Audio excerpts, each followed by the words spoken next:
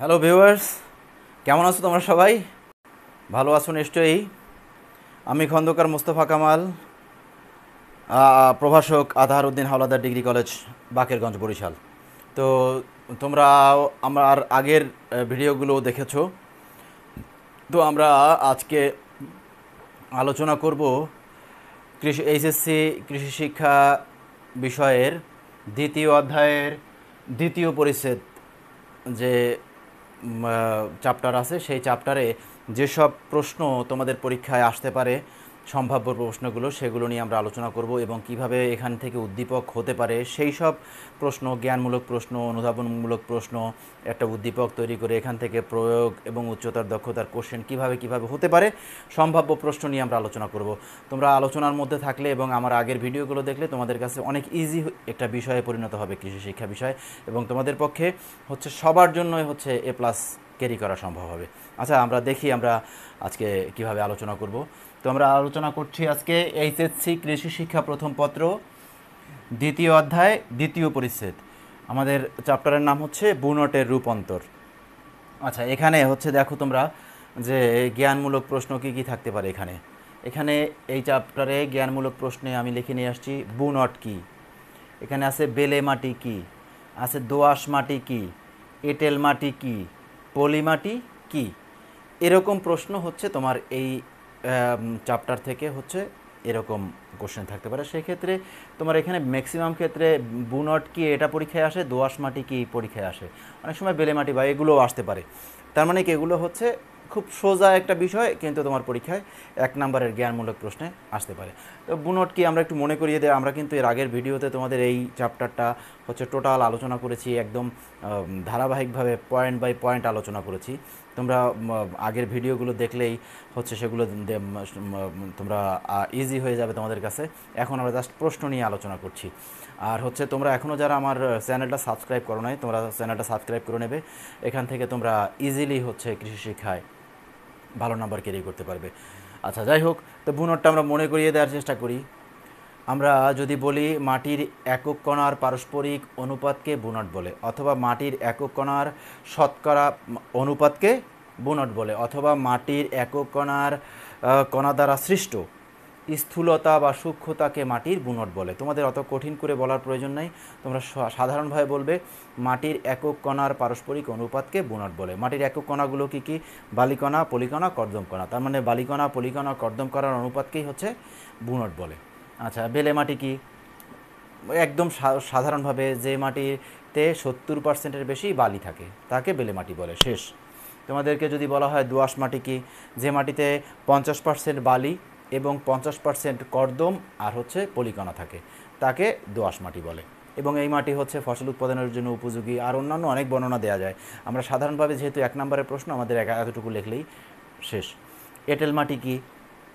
এঁটেল মাটি হচ্ছে যে মাটিতে 35%-এর বেশি কর্দম কণা থাকে। তাহলে দেখো তোমরা খেয়াল করে, এই বেলে মাটিতে হচ্ছে 70%-এর বেশি বালিকণা, দোআঁশ মাটিতে বালিকণা হচ্ছে 50% আর বাকি 50% হচ্ছে পলিকণা আর কর্দম কণা, আর এঁটেল মাটিতে হচ্ছে 35%-এর বেশি কর্দম কণা। তার মানে কি, এই 3টা জিনিস তোমাদের মনে রাখলেই হচ্ছে বেলে মাটির সংজ্ঞা, দোআঁশ মাটির সংজ্ঞা, এঁটেল মাটির সংজ্ঞা তোমাদের পক্ষে দেওয়া সম্ভব। যে মাটিতে 35%-এর বেশি কর্দম কণা থাকে তাকে হচ্ছে এঁটেল মাটি বলে। এরপরে হচ্ছে পলি মাটি। এই নদী বাহিত পলি এসে জমিতে জমা হয়ে যে মাটির সৃষ্টি করে তাকে হচ্ছে পলি মাটি বলে। এটা অত্যন্ত উর্বর একটা মাটি, এর মধ্যে জৈব পদার্থের পরিমাণ অনেক বেশি থাকে। আচ্ছা, যাই হোক, এই হচ্ছে পলি মাটি। তা আমাদের জ্ঞানমূলক প্রশ্ন এগুলোই হচ্ছে এখান থেকে জ্ঞানমূলক প্রশ্ন তোমাদের সাধারণত সেট করা হয়ে থাকে। এছাড়া অনুধাবনমূলক প্রশ্ন আমি তোমাদের সবসময় বলে থাকি, আমি যে চ্যাপ্টারগুলো আলোচনা করেছি এর প্রত্যেকটা পয়েন্ট আলোচনা করি এত ইজি করে, যাতে হচ্ছে, কারণ হচ্ছে তোমাদের অনুধাবনমূলক প্রশ্ন ওখান থেকে প্রত্যেকটা পয়েন্ট থেকে অনুধাবনমূলক প্রশ্ন করা সম্ভব। তো আমি সাধারণভাবে কয়েকটা প্রশ্ন লিখে নিয়ে আসছি। দেখো, অনুধাবনমূলক প্রশ্ন আসতে পারে বেলে মাটিকে দোআঁশ মাটিতে রূপান্তরের জন্য জৈব সার কেন ব্যবহার করা হয়, অথবা সবুজ সার কেন ব্যবহার করা হয়, অথবা কম্পোস্ট সার কেন ব্যবহার করা হয়, অথবা ব্যবহার করা হয় কেন, কেঁচো সার অথবা কেঁচো সার ব্যবহার করা হয় কেন, তার মধ্যে থেকে যে কোনো একটা তোমাদের পরীক্ষায় দিয়ে দিতে পারে যে বেলে মাটিকে দোআঁশ মাটিতে রূপান্তরের জন্য হচ্ছে জৈব সার ব্যবহার করা হয় কেন, অথবা হচ্ছে কম্পোস্ট সার ব্যবহার করা হয় কেন, অথবা কেঁচো সার ব্যবহার করা হয় কেন, অথবা সবুজ সার ব্যবহার করা হয় কেন, যে কোনোটা দিয়ে আসতে পারে। তো সেক্ষেত্রে তোমরা ওইভাবে লিখবা জৈব সারের কারণ তোমার কেঁচো সার, সবুজ সার, কম্পোস্ট সার এগুলোও কিন্তু জৈব সার।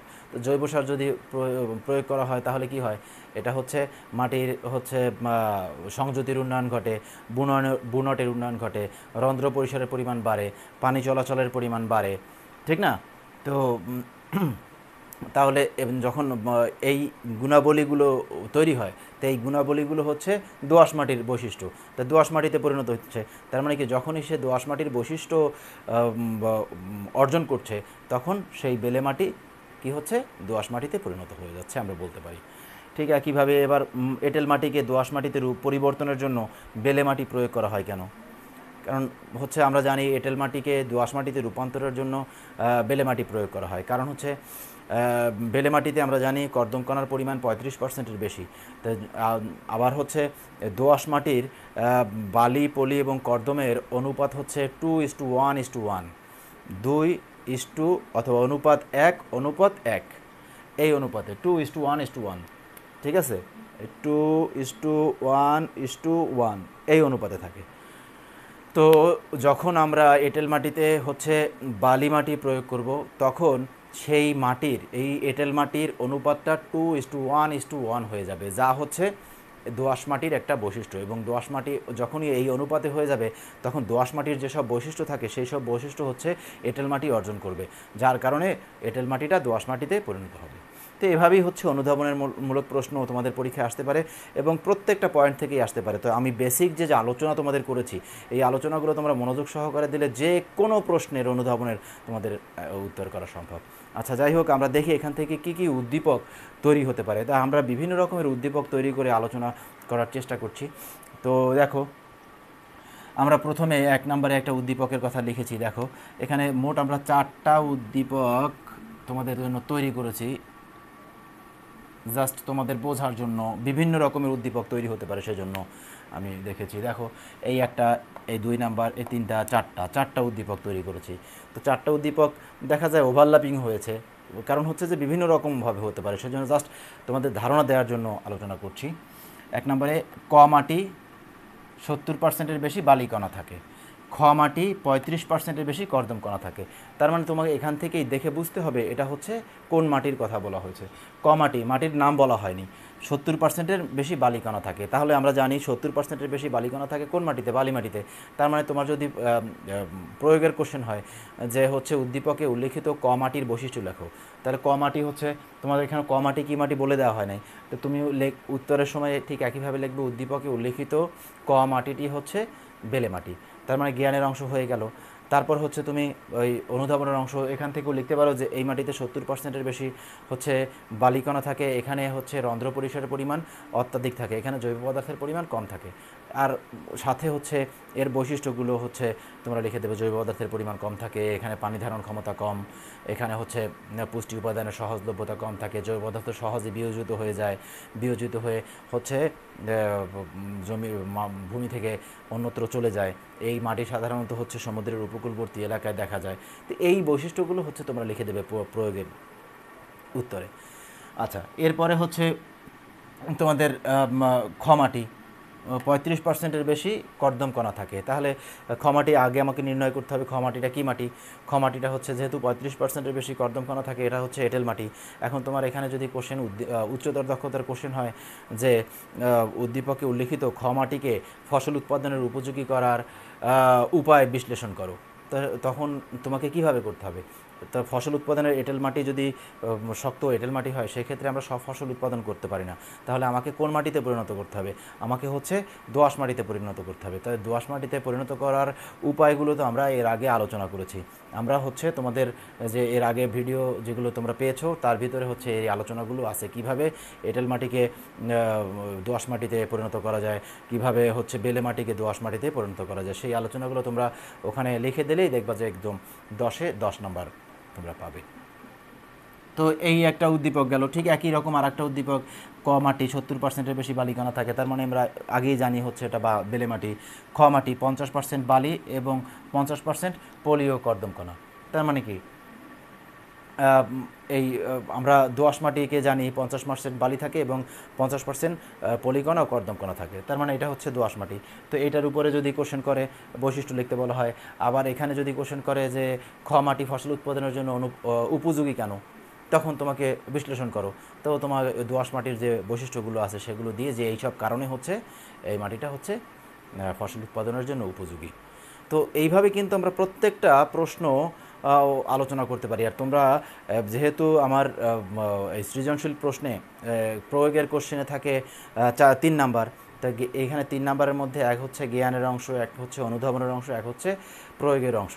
আবার উচ্চতর দক্ষতায় হচ্ছে 4 নাম্বার থাকে, এক হচ্ছে জ্ঞানে, এক হচ্ছে অনুধাবনে, এক হচ্ছে প্রয়োগে, আর এক হচ্ছে হচ্ছে তোমার উচ্চতর দক্ষতায়। তো সেক্ষেত্রে আমাদের প্রত্যেকটা স্টেপ একটু তোমার টাচ করে আসতে হবে, যাতে আমি প্রত্যেকটা অংশের নাম্বার ক্যারি করতে পারি। তো ঠিক এইভাবে বর্ণনা করতে পারে। দেখো এরকম 3 নাম্বারে আরেকটা দেওয়া আছে ক আর খ। কতে মাটির একক কণার পারস্পরিক অনুপাত, এবং খতে লেখা আছে উপরিভাগের মাটি বিচ্যুত হওয়া। দেখো একক কণার পারস্পরিক অনুপাত, তার মানে একক কণার পারস্পরিক অনুপাতকে আমরা কি বলি? বুনট। তার মানে ক হচ্ছে বুনট আর খ হচ্ছে উপরিভাগের মাটি বিচ্যুত হওয়া। তার মানে অপরিভাগের মাটি বিচ্যুত হওয়া কোনটা? তার মানে ভূমিক্ষয়। তার মানে কি এটা হচ্ছে বুনট আর এটা হচ্ছে ভূমিক্ষয়। এখন বুনটের উপরে তোমার একটা প্রয়োগের কোশ্চেন অথবা একটা উচ্চতর দক্ষতার কোশ্চেন আসতে পারে, আর এখানে হচ্ছে ভূমিক্ষয়ের উপরে ও বা একটা প্রয়োগ অথবা উচ্চতর দক্ষতার এখান থেকেও কোশ্চেন করতে পারে। সেক্ষেত্রে উত্তর কিন্তু আমরা যেভাবে বলেছি, উদ্দীপকে উল্লিখিত ক মাটিটি ক হচ্ছে বুনট, বুনটের সংজ্ঞা দিয়ে দেবে, তারপর হচ্ছে বৈশিষ্ট্য চাইলে অথবা যা এখানে প্রশ্নে চাওয়া হবে তোমার সেইভাবে উত্তর করতে হবে। এরকম 4 নাম্বারে আর একটা প্রশ্ন দেওয়া আছে, দেখো ক দিয়ে একক কণার পারস্পরিক অনুপাত। তার মানে একক কণার পারস্পরিক অনুপাত আমরা আগে বুনটের কথা বলেছি, এটা বুনট। এবং খতে হচ্ছে ফসলের জন্য আবশ্যকীয় পুষ্টি উপাদান সরবরাহ করার ক্ষমতা। তা ফসলের জন্য আবশ্যকীয় পুষ্টি উপাদান সরবরাহ করার ক্ষমতা, এটা হচ্ছে উর্বরতা। তার মানে সেখান থেকেও কোশ্চেন আসতে পারে। ওখানে উচ্চতর দক্ষতার কোশ্চেন আসতে পারে যে উদ্দীপকে উল্লিখিত খ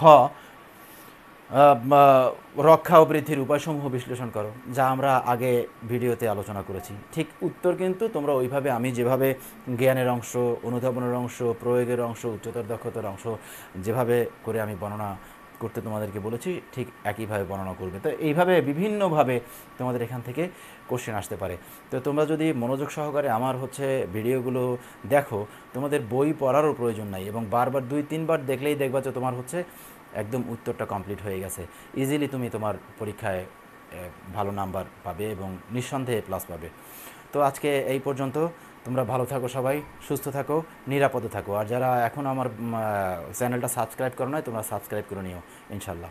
ভালো থাকো, সুস্থ থাকো।